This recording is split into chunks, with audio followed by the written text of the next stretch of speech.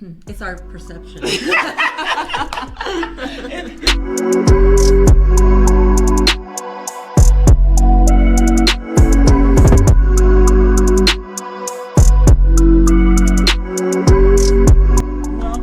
Welcome back to The Spot. Today we have a topic that is second to none. You have your host, Augustine, and your host, Miss B.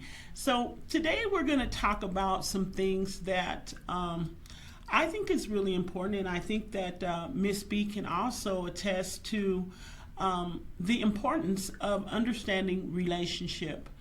And relationship in your families, relationships in your spouse relationships, your friendships, but then mainly your relationship with God.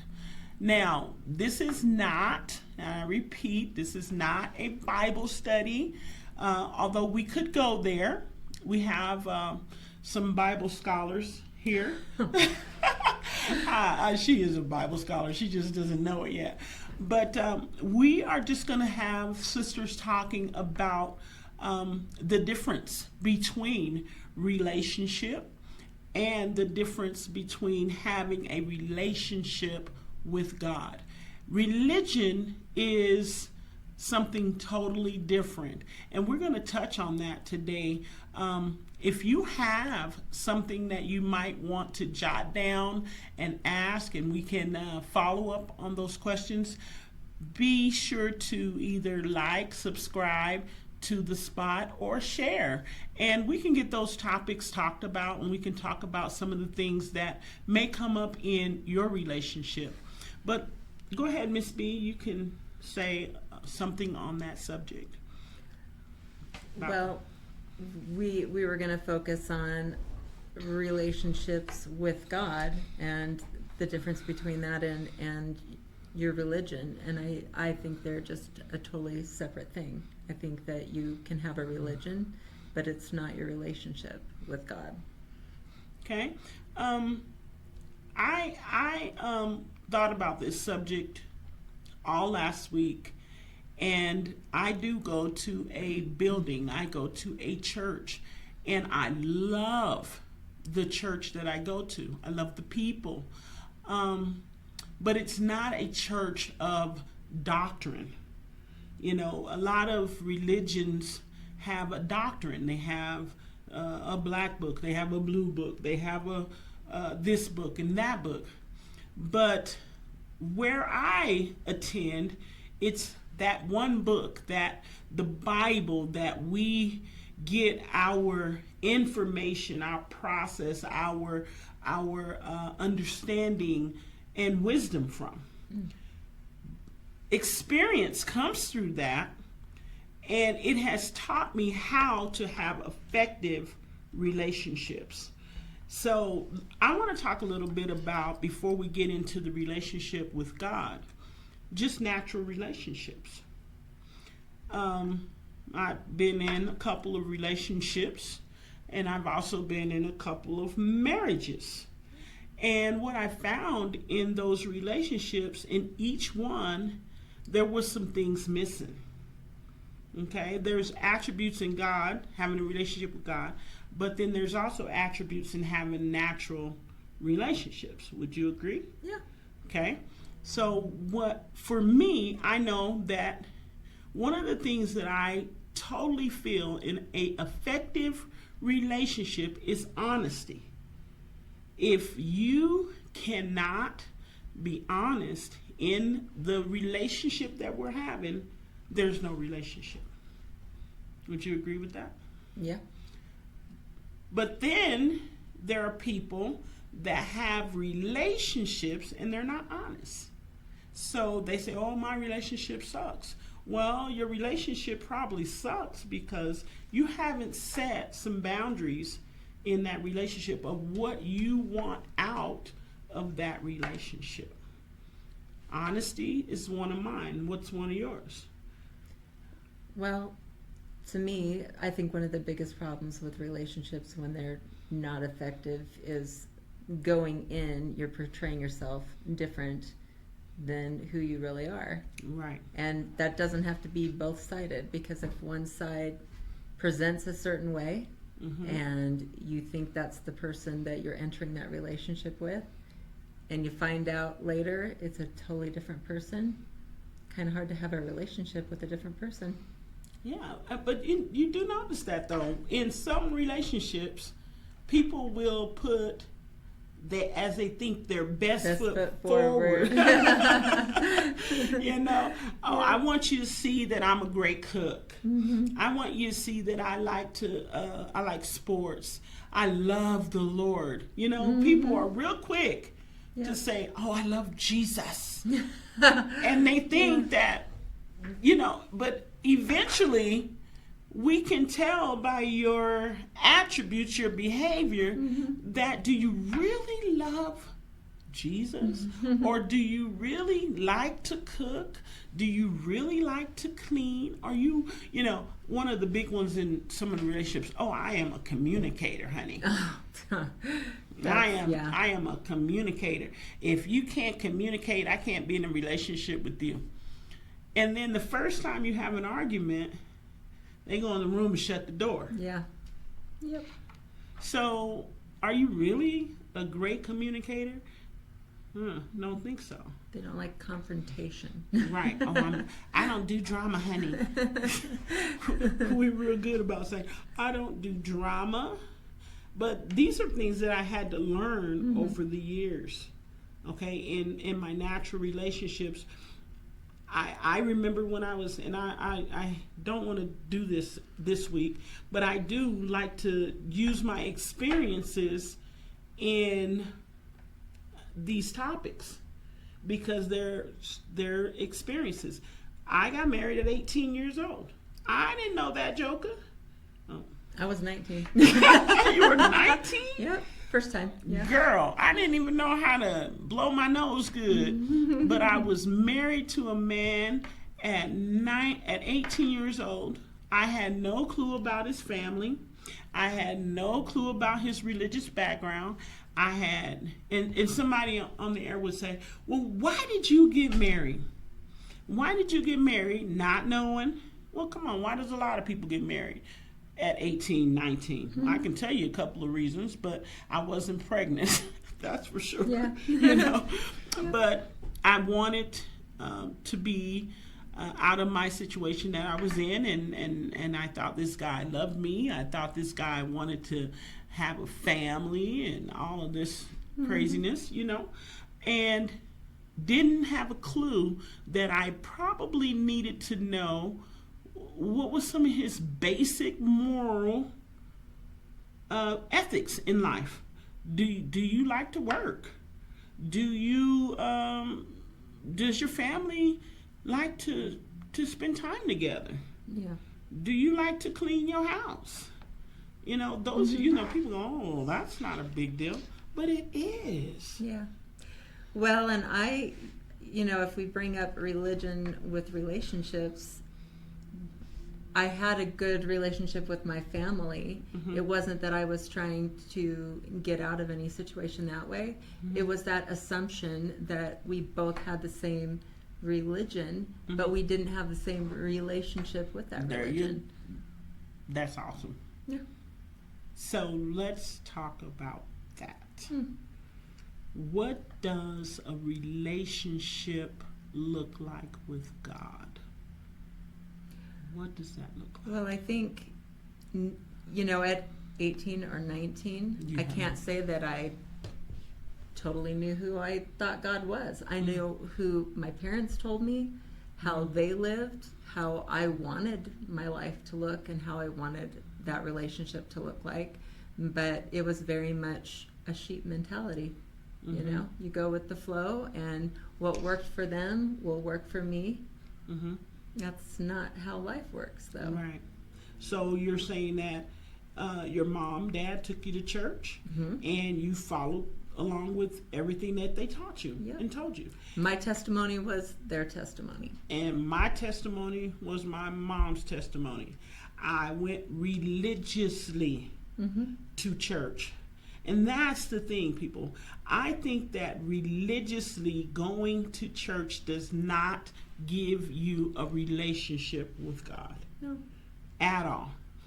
In order to have a relationship with God, you have to first know who He is and what He loves and what He desires from you, and vice versa. How do I know what He wants from me if I never read His instructions? Yeah. See, and I think that's what happens a lot of times when people, young people, they get married early. They go and they follow. I got married because my mom said we needed to get married.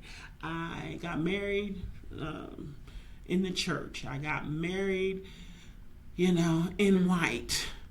At a certain age. I got married at a certain age. Yeah. And we go into these religious practices because that's what we were taught. Yeah. And then we grow up and realize that that's not relationship, and we get what we call church hurt. Yeah. Everybody's church hurt. The church is true, the people in it aren't. That's a really big saying in my religion. Mm-hmm. And it really, the people are supposed to be the representation of the church. Right. So you are let down by God if you're looking at people to fill that spot. That's right. Because we have been taught that the preachers are the one we should look at. Mm-hmm. The mothers in the church are the ones we should look at. We should follow their example because they have all the attributes of God. They know. I mean, their wisdom is beyond measure, right? Mm-hmm. They have love. But do they really? Do they really? Do they really have love? Do they really have patience? Do they have long suffering? When you're a teenager and you come in and you go, hey, I had a party last night and they did this and this and that at the party. Oh, Lord. They did this. You couldn't even communicate that to your parents. No. Because you knew if you told your parents what was really going on at the parties and things like that, and you're supposed to be a Christian or a church person, they were going to tell you, of course you're going to that place, Mm-hmm. You are a rebel. Yeah. My dad was a bishop, Mm-hmm. and it used to really jerk my sister's chain that there were people in our church that were doing things they weren't supposed to do, and then they'd turn around and participate in the church activities, and she'd say, why are you letting them get away with that if you know? And he said, because it's not my place. If they don't want to confess that sin or that issue themselves, that's on them. That's not my job to confess for them. I can know all day long, but if they're not owning up to it, then it doesn't matter. Right. And that's what happens. And that's what leads us to, I think last week we talked a little bit about mental health and how a lot of single parents and people that have two parents in the home, they don't really address things openly. It's kind of like a lot of people do hide behind that whole church thing, Oh, I go to church every Sunday religiously. I'm on the Bible band or whatever they call it. I'm in the choir. I'm doing all this work. It's a facade. Yeah, I'm doing all this work and I'm a good person. Yeah. I'm a good person. And so, but they don't teach you how to have that relationship. The joy and the journey. The joy and the journey. I love that. I love that. Because I didn't know until after I went through several relationships what a true relationship looked like. What I desire from a godly standpoint.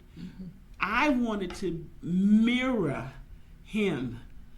I wanted him to be my perfect example of what joy looked like, what happiness looked like, what peace looked like. I couldn't have gotten that just saying, oh, I go to church every day. I go to church every day. I'm good. That's why it took me so long to really even formulate a relationship because I had the misconception in my mind of what a relationship looked like and how to maintain that, how to cherish it, and how to nurture it. Now, if I say that someone is my friend, I know what I expect out of that friend. Right. And I know what I want to give of myself to that friend. Before, girl, honey, if you could keep one secret. This is a place for secrets. If you could keep one secret, you was my friend. No. Girl, next thing you know, my mama say, honey, they can't hold water, honey. No, that ain't a friend if they can keep one secret. Girl, believe me, before the night was over, they told that secret. Not your friend. Not your friend. That's not a relationship. So, I want to talk about love. Love and what it really truly means. And how do you really, really know if someone loves you in a relationship? I think, well, people look at love differently, for one, and there's no truer words than men are from Mars and women are from Venus, or whatever. It's crazy. It's crazy how your perception is, and that is actually a word I really hate. This is your perception. Well, that's the whole point for me, is my perception. And if I'm with somebody who makes comments like, I'm sorry you perceive it this way. I'm sorry you don't understand that perception is what I need or what I want. So I think true love to me, in a relationship standpoint, is somebody that knows your needs and works with them and expects the same from you. Whether those needs are something that they need or not. You know, and I want to talk a little bit about the word perception. When I was in leadership training, we talked about perception, the word perception, and they gave us a definition. The word perception is your truth. So if I perceive something to be, let's say hypothetically, I perceive this mic to be a grayish color, and you look at this same mic and you look at it as more of a blackish color. Are we going to argue and say that you're right and I'm wrong? A lot of people would. Yeah, because we know that mic our perception is right. Yeah, but my perception is just that. Yeah. Is it really worth me going, girl? Now you know this mic is black, and you know that it has white here. Is it that important for me to be right?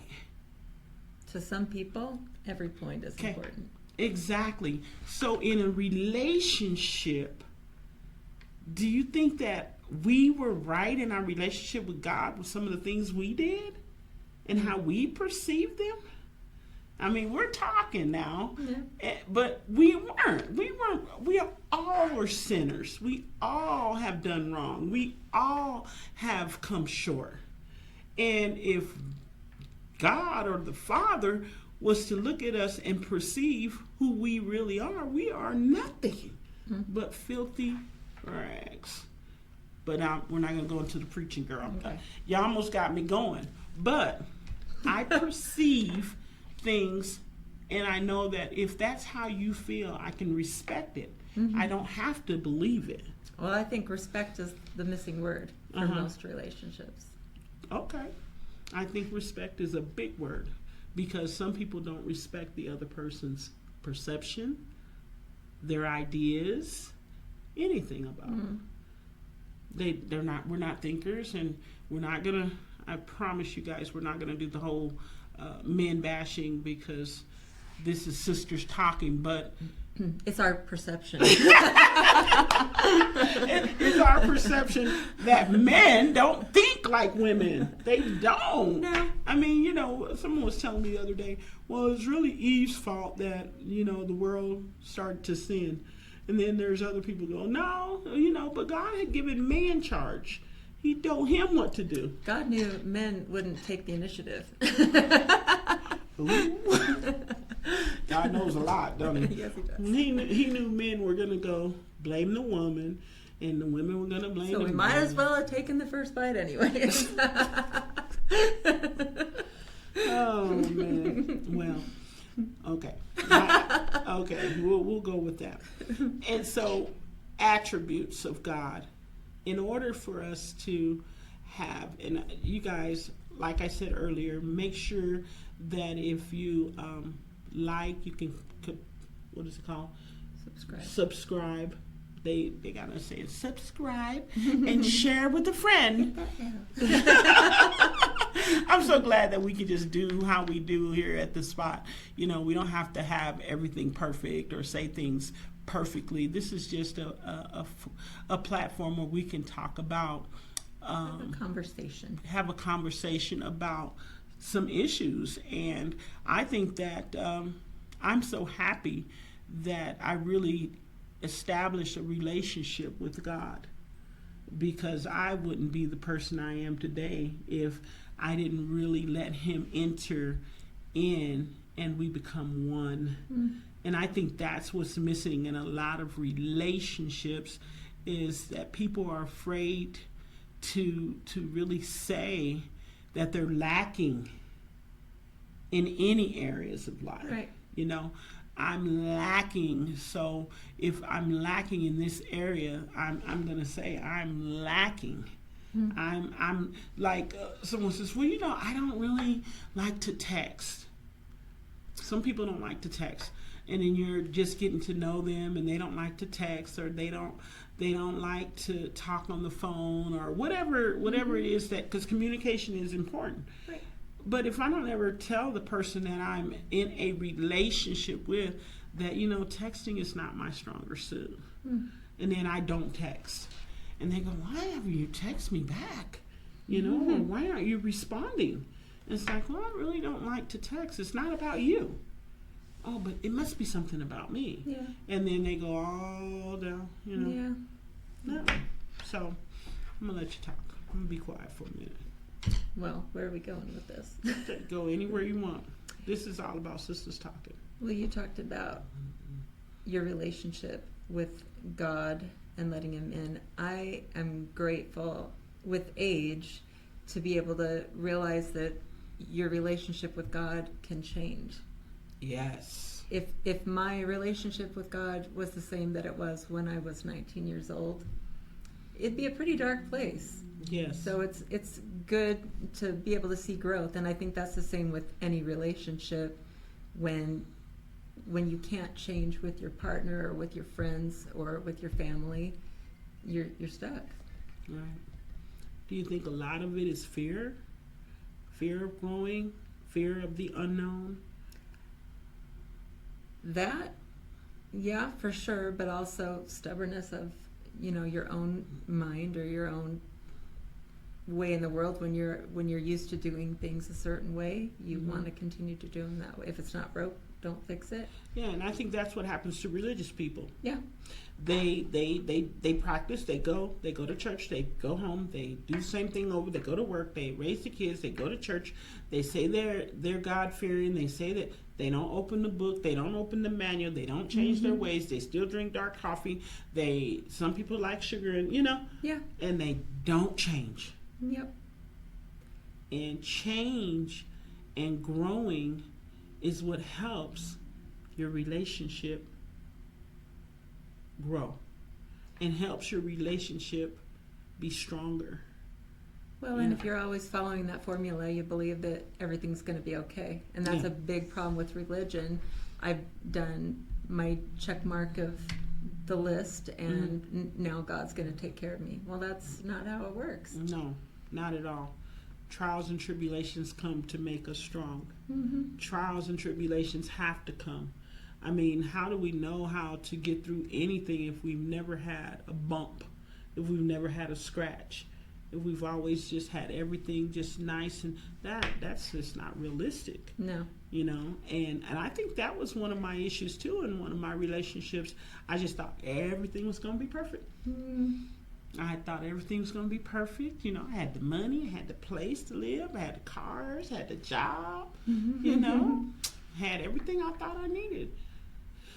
Takes one thing to foil the And plan. then something happened where, you know, oh, the money's not like it used to be.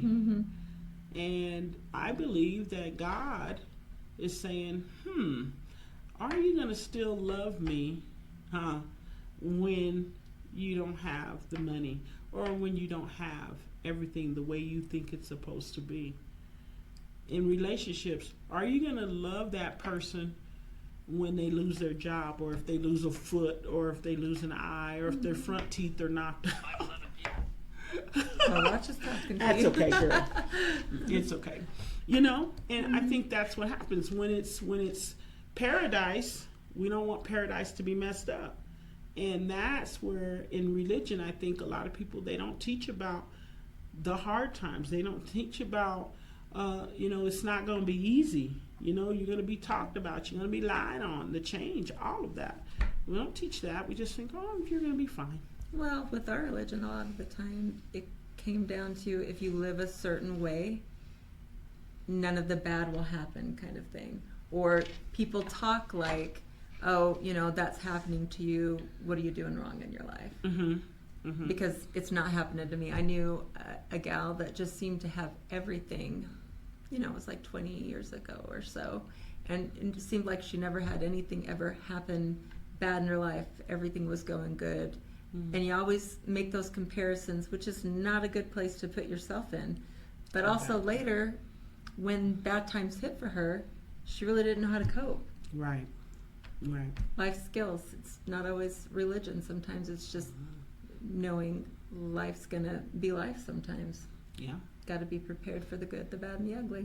For all of it in relationships. And the misconception that everything's going to be rosy is just setting yourself up for failure. And you need to look at yourself too. If you can't look at a relationship and say, you know, will I take them in sickness and health, in the good and the bad? You can't just say, well, you know, I'm not built for that kind of thing. Well, are you built for any kind of relationship? What kind of person can't take on another person through the ugly and the pretty? It's easy when it's a family member, sometimes like a sister or a brother, to just say, well, we're family, so you got to deal with whatever comes. No, you don't. You have to be honest and communicate and realize they're not always gonna be bright and shiny, and neither are you. You know what I think I love about God and the relationship with Him is when you were talking about siblings, you know how you have friends and you can tell them something, but there's something in you that you feel like you can't tell them everything. Yeah. I love that about God, that He already knows everything, but it feels so good to just be able to tell Him yourself. Yeah. You know, to speak those things out and to have a conversation with Him and like tell Him your secrets, even though they're not secrets to Him. You know, it's there was a time when I used to think that I couldn't tell God who I really was. How crazy is that? It's like God already knows who you are. Can't hide. And you can't hide. and so when you talk about family and you talk about siblings and things like that, I'm getting to the place because of God where there's no conversation that's too hard.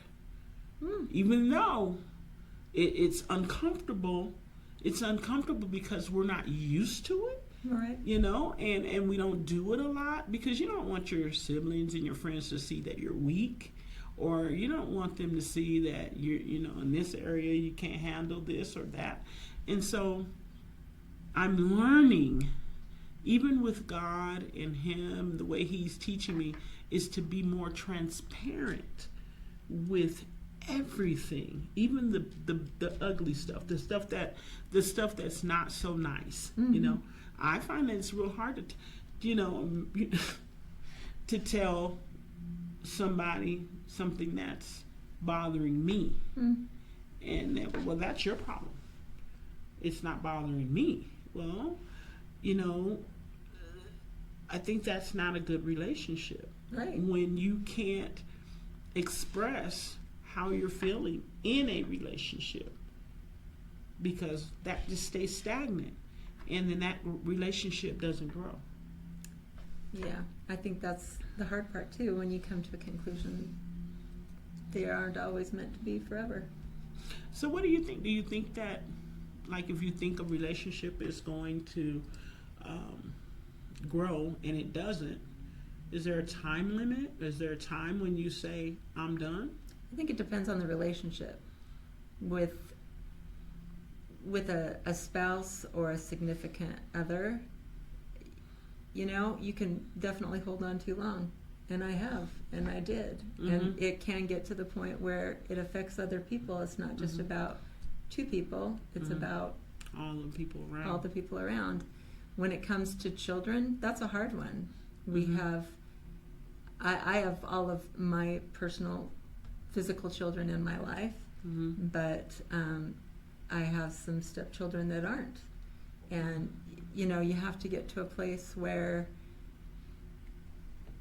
you have to be okay with sitting back and seeing where they're at and the space they're in, and if they want a relationship or not. You can put it on hold for sure, but I think certain relationships obviously can't be put on hold. Right.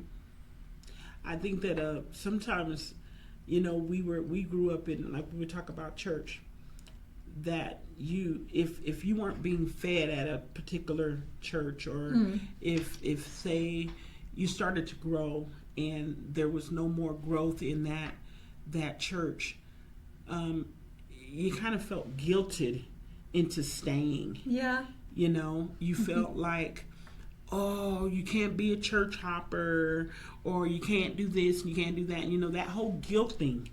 And then you end up being in that religion or relationship in that religion, or whatever, however you want to put it, and you're just dying there. And I think that's happened in personal relationships. I think that's happened in my spiritual church relationships, that I stayed too long. Yeah. And I'm like, girl. Well, your relationship with God is not your relationship with the religion. There you go. And that's the misconception that I think that has got a lot of people twisted up. I think people are pretty full of themselves that they can look at somebody that they don't really know, and if they don't see them going to church or doing things in a specific pattern that they think is appropriate, to say that they're not religious or they don't believe in God or whatever, who are they to say that? Yeah. That's between you and God, and there's nobody else that can make that announcement. I think that, one of the big things I learned is that you will know them by their fruit. That is a scripture that I look at and I love dearly. I can know you by the things you give out. You know what I mean when I say that? I do. So even in the natural, people. If someone came in this, in this studio, and they just start cussing and throwing the F-bomb and disrespect, and you go, he's a preacher. You look at me and go, yeah, just like this is great. That's a preacher that just came in. But the cussing has its place. Well,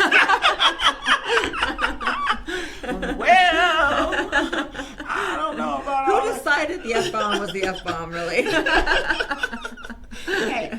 Hey, and then let's be transparent. most people, I love this because most Christians will say, oh, you cannot say a bad word and still love Jesus.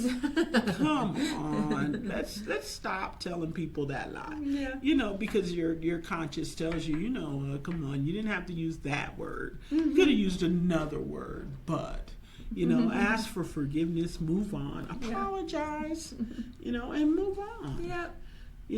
But what we don't want to do is we don't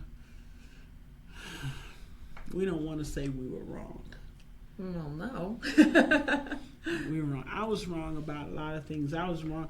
I tell you what I was really wrong about, and I got to live in Salt Lake City, but I was wrong about a lot of things. I was wrong thinking that I had to go to a building to get my life to turn it around. I thought I had to go to the church building and have someone approve of me before I can be forgiven. How crazy is that? That's nuts. Though. And then when when man turns their back on you, then you're all butthurt. When all I needed to know or hear from that preacher was God loves you, he's long suffering, and this building is the building that you need to tend to. Yeah. This personal, this heart is what you need to think about. You need to have those thoughts that God would have about you. And then make that be a part of you every single day, religiously. Every day talking about God and his goodness. Every day talking about spending time with the Father. Every day communicating. Every day thinking about what can I do to serve him, Well, and I think the way that a person chooses to live their life or serve says a lot, and it can be that way that you're communicating with God.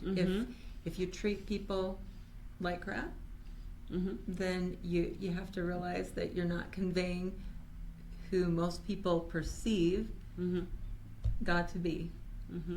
I get really annoyed with people when they get down on people who talk about nature being their church.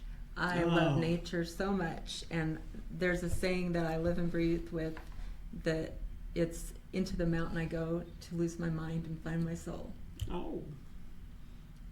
Is that a song? No, it's part of a poem. Oh, really? And I love it, and there's no better place to find God than to get away from the chaos. Oh, yeah. I probably would love to go camping and go out. My pastor, he's always outside his house out there where he lives, and he's always sending us beautiful pictures of the sky and how just beautiful it is early in the morning. I can be sitting in my car and just look at outside, and there's a bird that'll just land like right in front of my car, and it seems as though that nature, that bird is saying hi. You want to sing a song? He created. And are you crazy, Augustine? I think I am a little nuts. I really do, because I have changed. I've allowed the Lord to change my way of thinking. And if you going up to the mountains and letting the air hit your face is connecting you to God, so be it. Exactly. And then you could come out to the drop. Yeah. And we can have church, and we can sing, and we can talk about the goodness of Jesus and all the things that he's doing for us. See, I'm not ashamed of saying, you know what, we can have church in this little studio, wherever you are. If it's on the inside of you, just like, when you were young and you had your first little boyfriend, and you want all your friends to know that you had a new boyfriend. Girl, I'm dating so-and-so. You're like, oh, really?